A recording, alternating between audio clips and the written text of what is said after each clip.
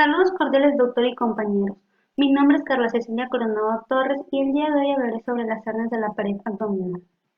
Introducción. Tenemos que actualmente las hernias de la pared abdominal son una de las patologías más frecuentes a nivel mundial, siendo de una gran importancia para los cirujanos en su práctica médica diaria, debido a que afecta aproximadamente al 10 y al 15% de la población a nivel mundial, siendo más frecuente en aquella población económicamente activa, que se encuentra dentro de los 30 y 59 años de edad, teniendo una importante repercusión tanto en la vida laboral como social de estas personas.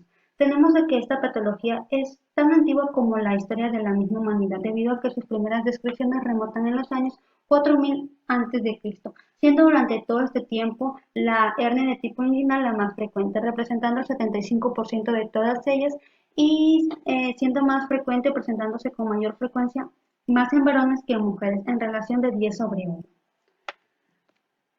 Otro punto que también debemos saber es que las hernias de la pared abdominal son consideradas un problema de salud pública a nivel mundial, debido a que se estima que anualmente ocasiona aproximadamente 150.000 egresos hospitalarios.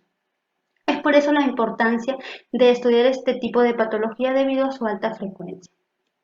En este caso tenemos de que ese trabajo se realiza con el objetivo general de poder identificar los tipos de hernias de la pared abdominal y con los objetivos específicos de describir las características clínico-epidemiológicas de las hernias abdominales, así como también describir los tipos de tratamientos que actualmente existen para estas.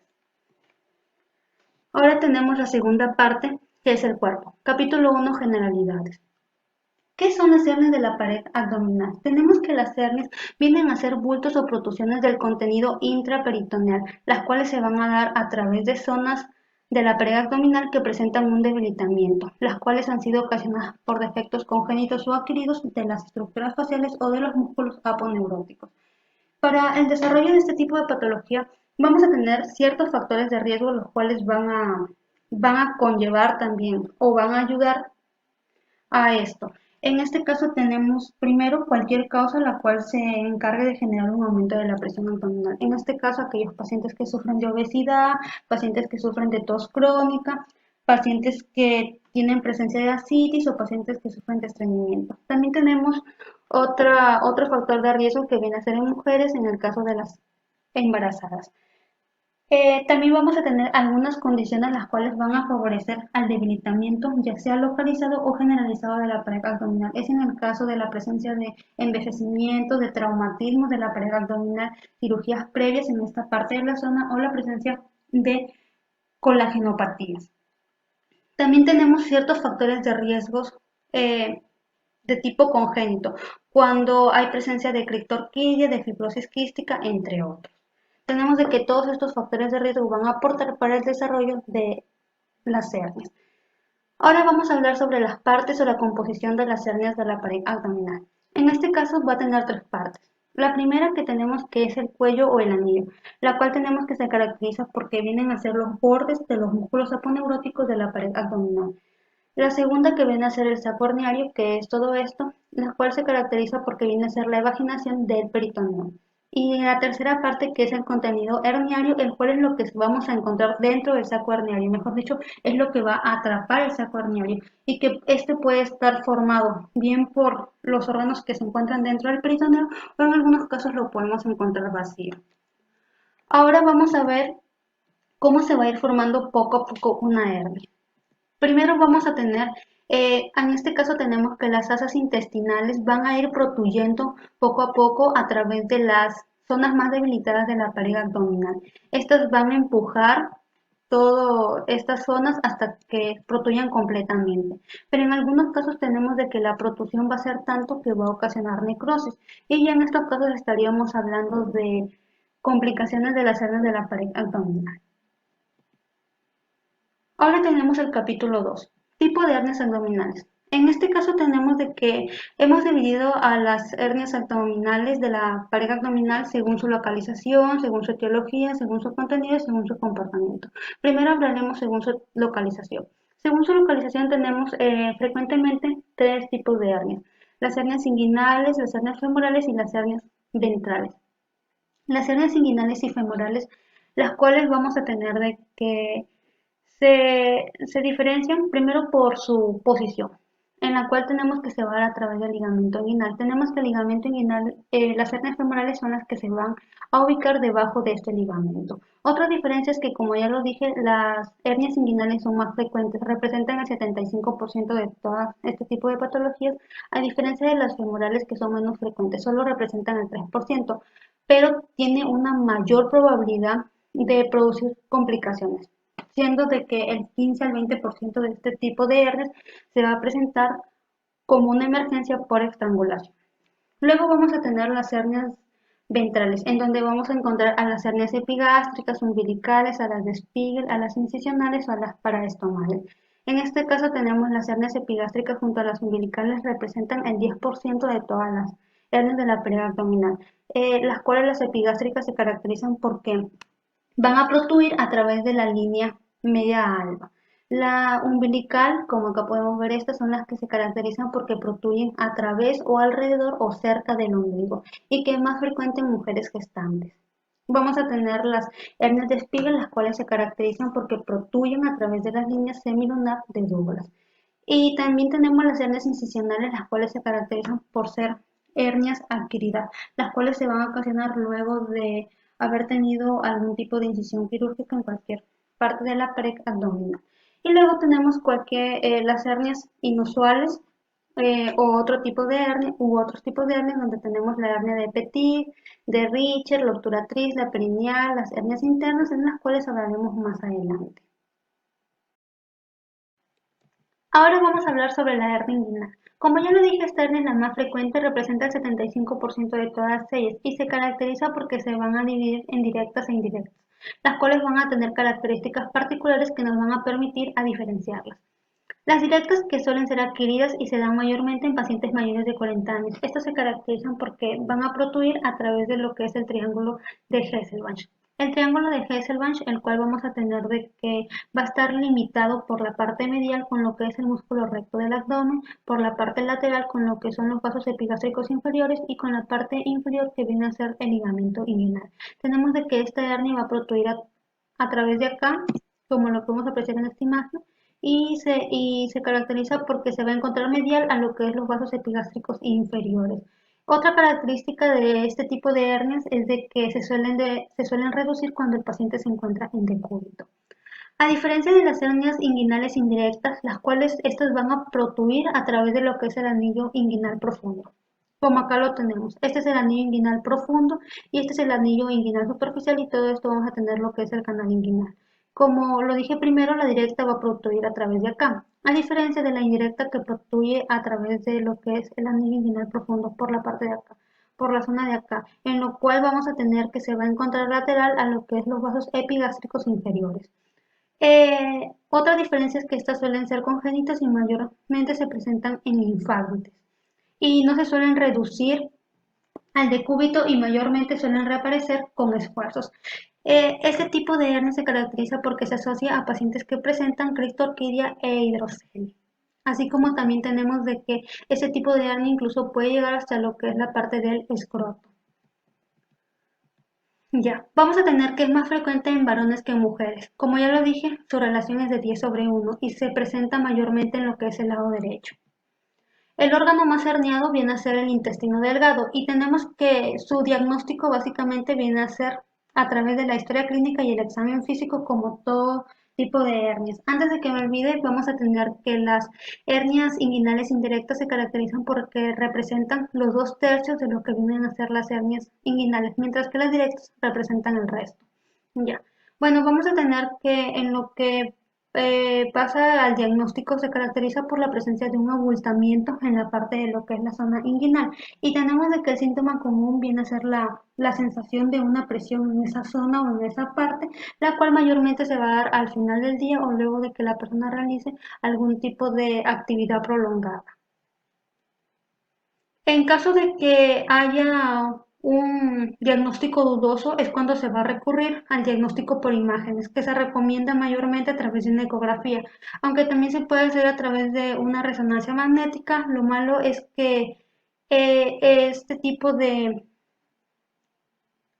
diagnóstico se caracteriza porque suele tener un alto costo, aunque tiene una sensibilidad y especificidad del 95%. Vamos a tener que para la clasificación de las hernias inguinales tenemos diferentes esquemas. En este caso tenemos que el mayormente utilizado viene a ser el de Nijos, el cual su clasificación se va a basar en dos criterios, en el estado del anillo inguinal y de la pared posterior. Vamos a tener cuatro tipos. El tipo 1 que se caracteriza por la presencia de una hernia inguinal indirecta más un anillo normal, el cual es más frecuente en lactantes. El tipo 2 que es la presencia de una hernia inguinal indirecta más un anillo dilatado y puede haber presencia de vasos no desplazados más una pared posterior intacta. El tipo 3 que vamos a tener tres subtipos, el A, el B y el C. El A que es una hernia inguinal directa, el B que es una hernia inguinal indirecta más un anillo dilatado más vasos epigástricos desplazados más una destrucción de las fascias transversales. Vamos a tener acá la presencia de una hernia en pantalón. ¿Qué es la hernia en pantalón? Tenemos de que es definida como la combinación tanto de la hernia inguinal directa como la indirecta. Y en el tipo 3C es la hernia femoral o crural. Esta hernia básicamente se va a diferenciar del inguinal porque esta va a salir por debajo de lo que es el ligamento inguinal, lo cual lo vamos a ver a continuación. Y el tipo 4 tenemos que son las recurrentes que tienen dos subtipos, el A cuando es una hernia recurrente directa y el B cuando es una hernia recurrente indirecta. Ahora vamos a ver la hernia femoral o la crural. Tenemos de que esta suele ser menos frecuente, representa el 3% de todo lo que son las hernias, pero se caracterizan porque a diferencia de las inguinales tienen una mayor probabilidad de complicaciones, siendo el del 15 al 20% de estas hernias se van a presentar como una emergencia por estrangulamiento. Se caracterizan porque suelen ser más frecuentes en mujeres, principalmente ancianas, y se suelen presentar también en el lado derecho. Y como ya lo dije, tenemos que el abultamiento se va a dar por debajo del ligamento inguinal, como lo podemos apreciar en esta imagen. Todo esto es el ligamento inguinal y acá vamos a tener lo que es la hernia femoral. Tenemos que su diagnóstico, al igual que todas las hernias, va a ser a través de la historia clínica y del examen físico. En caso de que hay un diagnóstico dudoso también es cuando se van a recurrir al diagnóstico por imágenes, donde también se recomienda hacer una ecografía. Ahora vamos a tener las hernias ventrales. Las hernias ventrales, las cuales vamos a tener que se caracterizan porque estas van a protruir, ocurren a través de la pared anterior de la pared abdominal. Vamos a tener que se clasifican en primarias, que tenemos las hernias epigástricas, las hernias umbilical, las hernias de Spiegel, las hernias peristomales y las hernias incisionales. Vamos a tener que la hernia epigástrica junto a la umbilical se caracterizan porque representan el 10% de todas las hernias. En el caso de la hernia epigástrica, esta es la que se va a protruir a través de lo que es la línea media de alba. Se caracteriza porque es más frecuente en varones, de 2 a 3 veces más frecuente en ellos, y que se da entre la edad de 20 a 50 años de edad. Ya. Vamos a tener que clínicamente los pacientes suelen ser asintomáticos, pero suelen tener la presencia de un bulto que viene a ser la hernia que se va a encontrar dentro de la cifoides y el ombligo. Vamos a tener que en relación al ombligo se va a encontrar de 5 a 6 centímetros superior a este. Vamos a tener que se va a dividir en dos tipos, las hernias epigástricas verdaderas y las falsas, y que básicamente esto se va a diferenciar del saco peritoneal. Las verdaderas son aquellas las cuales se caracterizan porque van a tener presencia de saco peritoneal, mientras que las falsas no. Ahora vamos a hablar sobre las hernias umbilicales. Tenemos de que estas se caracterizan porque se van a formar o van a protruir a través o cerca del ombligo. Suelen ser más frecuentes en mujeres, principalmente las gestantes. Tenemos que cuando se presentan en lactantes se da de manera congénita y las cuales van a tener un cierre espontáneo antes de los 2 años de edad. Pero si este tipo de hernias no cierra en esta edad y va a persistir durante 5 años, entonces acá es cuando ya se va a requerir una intervención quirúrgica. En el caso de los adultos suele ser mayormente adquiridas y mayormente se da por un aumento de la presión intraabdominal, siendo el principal factor de riesgo en pacientes que tienen obesidad. Bueno, Siguiendo con las hernias ventrales primarias, tenemos a la hernia de Spiegel. Este tipo de hernia se caracteriza porque va a protruir a través de la línea semilunar lateral del abdomen. Vamos a tener que su ubicación típica viene a ser el cinturón de la hernia de Spiegel, el cual vamos a tener de que este cinturón se caracteriza porque es una zona transversal que mide 6 centímetros o que tiene 6 centímetros de ancho y que se encuentra alrededor del nivel de la línea arqueada. Tenemos que clínicamente estos pacientes se suelen presentar asintomáticos o suelen presentar dolor e hinchazón en lo que es la parte del abdomen medio o el abdomen inferior y que va a estar lateral al músculo recto. Al igual que otro tipo de hernias se van a diagnosticar a través de la historia clínica y del examen físico, pero en caso de que haya sospechas, tenemos de que en este caso se va a recurrir al diagnóstico por imágenes, en donde la imagen de elección o el examen de elección va a ser una tomografía computarizada abdominopélvica o a través de un ultrasonido. Ahora vamos a hablar de las hernias incisionales, que son un segundo tipo de clasificación dentro de las ventrales. Vamos a tener que este tipo de hernias o también llamadas eventraciones tenemos que son adquiridas, las cuales se van a dar luego de haberse realizado un tipo de incisión quirúrgica. Representan del 15 al 20% de todas las hernias y suelen ser más frecuentes en mujeres que en varones debido a los antecedentes de que ellas han tenido embarazos o debido a algún tipo de actividad física que realizan. Básicamente este tipo de hernias se van a dar por la tensión excesiva o una cicatrización inadecuada de la incisión previa que se ha realizado. Está asociada frecuentemente a una infección del sitio operatorio. Dentro de los principales factores de riesgo para el desarrollo de este tipo de hernias son todas aquellas como la presencia de embarazo, como la obesidad, que viene a ser el factor principal, en los cuales tenemos que son factores que no van a permitir un cierre normal de la herida, provocando de que haya una mayor probabilidad de eventración. Dentro de sus tipos de clasificación vamos a tener las primarias y las recurrentes.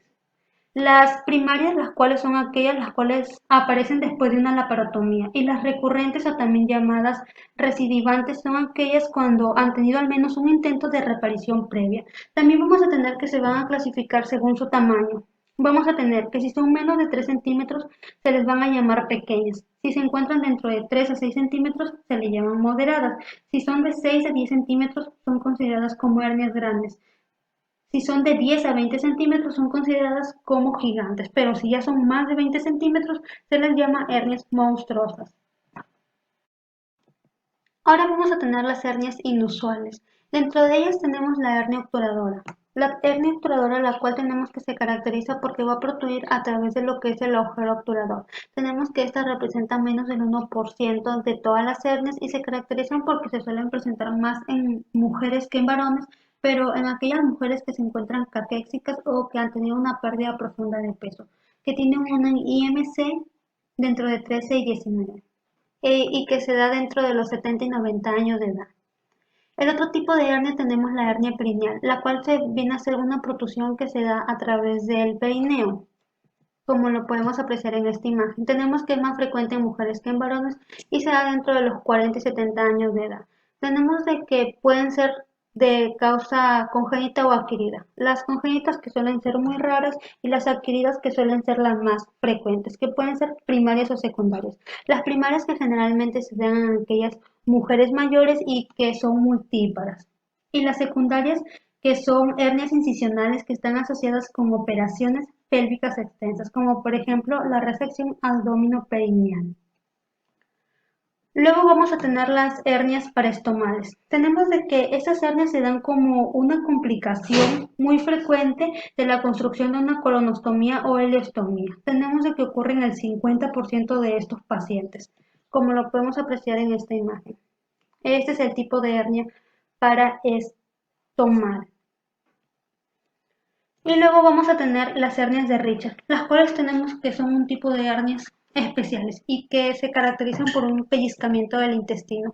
¿Qué quiere decir esto? Quiere decir de que se caracteriza porque solo la parte del borde antimesentérico de la pared intestinal se va se va a encarcelar dentro del saco herniario, ocasionando una estrangulación solo de esta parte y que mayormente suele ser el hilio distal, pero que no necesariamente siempre va a ser eso, sino que es más frecuente, sino también se puede ser cualquier otra parte del intestino.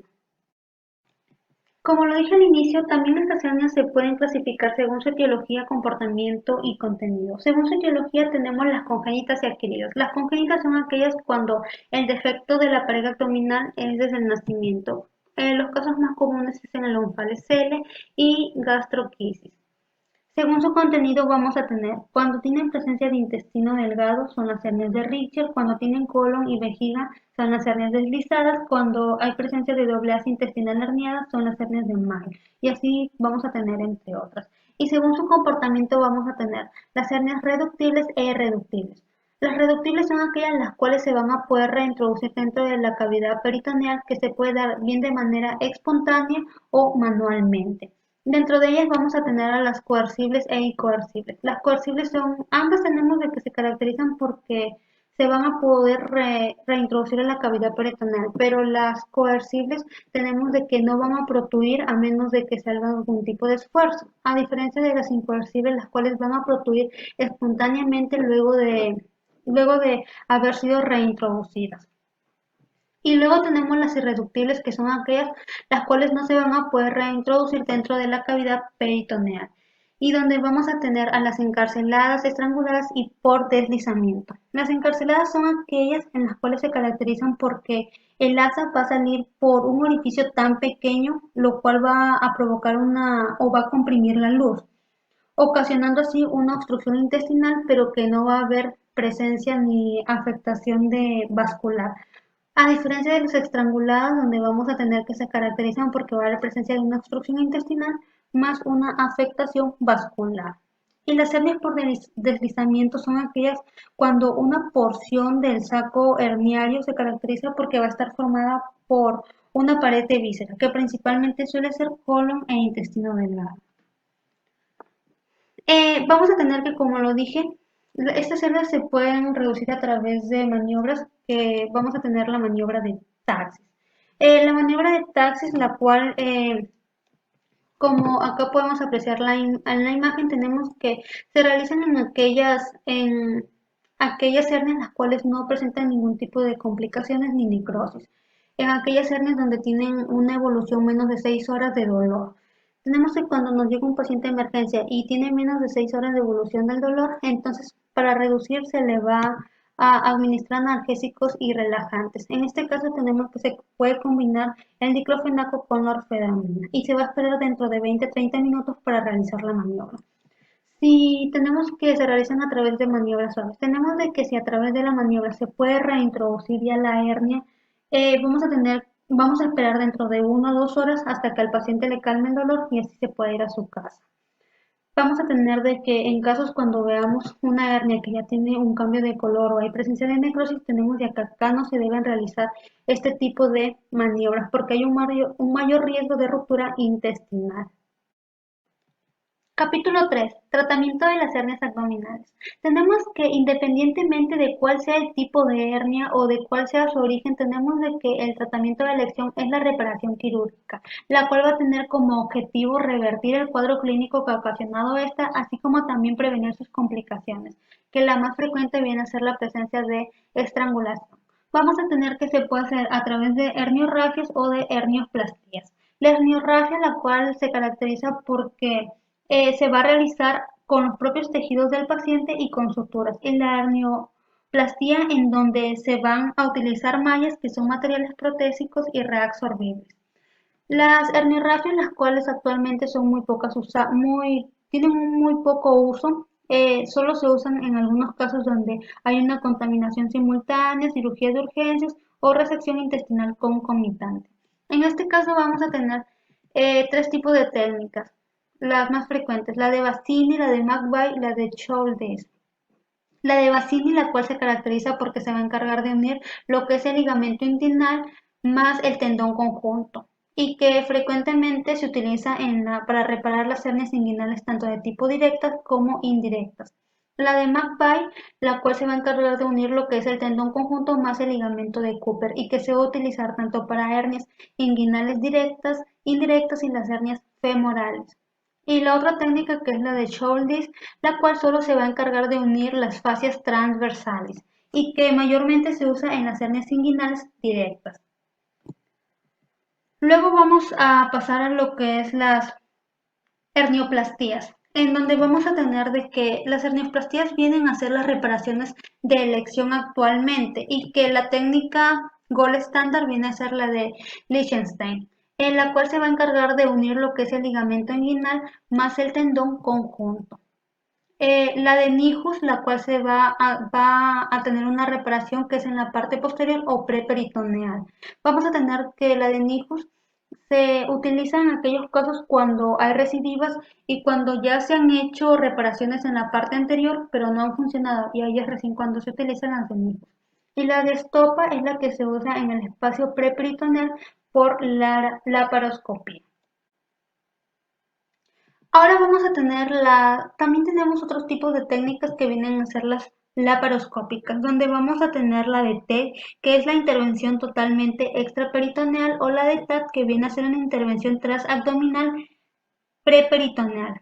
Dentro de las diferencias de estas técnicas vamos a tener que la TEC se caracteriza porque se realiza en lo que es el espacio preperitoneal y se desarrolla para evitar los riesgos asociados con la entrada de la cavidad peritoneal. Vamos a tener que mientras que la técnica TAC es la que implica la colocación de una malla, pero en una posición preperitoneal, que va a estar cubierto por el peritoneo para así mantener la malla lejos de lo que es el intestino. Ya, bueno, concluyendo lo que es el tratamiento, no debemos olvidar de que el tratamiento de elección es la hernioplastia y que la técnica que más se usa viene a ser la de Liechtenstein, en donde se va a unir lo que es el ligamento inguinal más el tendón conjunto y que la malla que se va a usar va a ser de propileno. Y por último vamos a tener las conclusiones. Primero vamos a tener de que las hernias se caracterizan porque van a protruir a través de los orificios anatómicamente constituidos. Segundo, las hernias más frecuentes son las inguinales, las cuales se caracterizan porque representan el 75% de todas ellas. Tercero, las hernias de las mujeres adultas o gestantes son las umbilicales. Cuarto, tenemos de que aquellas hernias complicadas o necrosadas no se van a intentar reducir, es decir, aquellas cuando nos llega un paciente con una hernia que tiene un cambio de color. A estas no se les aplica la maniobra de Taxis. Quinto, vamos a tener que las hernias femorales son las hernias que más se estrangulan. Como ya lo dijimos, estas son las hernias que menos se presentan, solo representan un 3% de todas, pero del 15 al 20% de ellas cuando se presentan es con complicaciones y más frecuentemente con estrangulaciones. Sexto, vamos a tener de que la técnica Gold estándar para las reparaciones herniarias inguinales viene a ser la de Liechtenstein, y la cual se hace a través de una malla de propileno. Y por último vamos a tener que la técnica de Nijus es la que se usa mayormente para hernias recidivas. Bueno, por último tenemos las referencias bibliográficas de donde ha sido sacada toda esta información. Solo decir de que espero de que a esta exposición haya sido de su agrado y muchas gracias.